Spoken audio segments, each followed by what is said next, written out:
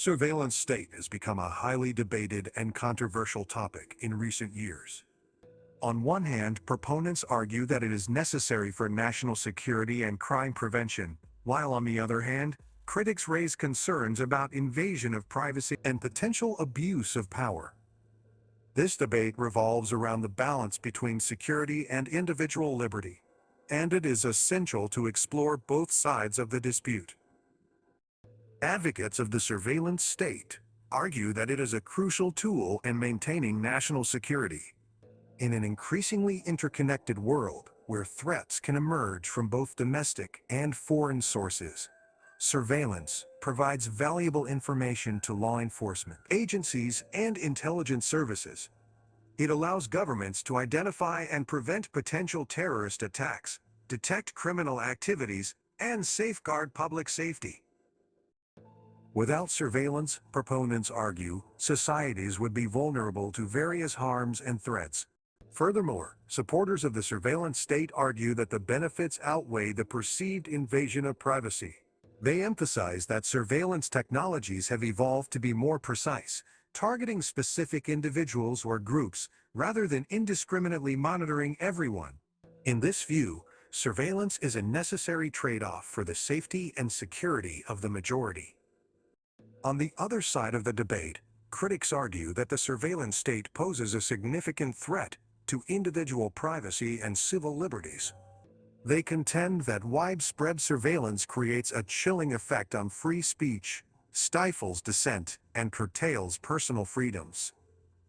The constant monitoring of citizens, they argue, erodes trust between the government and its people, leading to a society characterized by fear and suspicion. Moreover, critics highlight the potential for abuse of power by those in charge of surveillance. The collection and storage of vast amounts of personal data raise concerns about unauthorized access, breaches, and misuse. The surveillance state, they argue, could pave the way for discrimination, profiling, and targeting of specific communities or individuals based on factors such as race, religion, or political affiliation. This raises serious ethical and human rights issues. Additionally, critics contend that the effectiveness of surveillance in preventing crime and terrorism is questionable. They argue that the vast amount of data collected often leads to information overload, making it challenging to identify genuine threats amidst the noise.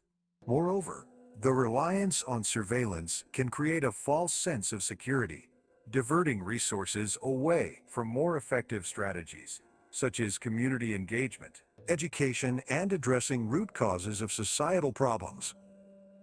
In conclusion, the debate surrounding the surveillance state is far from settled. Proponents argue that it is essential for national security and crime prevention, while critics raise concerns about privacy invasion and the potential for abuse of power. Striking the right balance between security and individual liberty is a challenging task that requires careful consideration of both perspectives.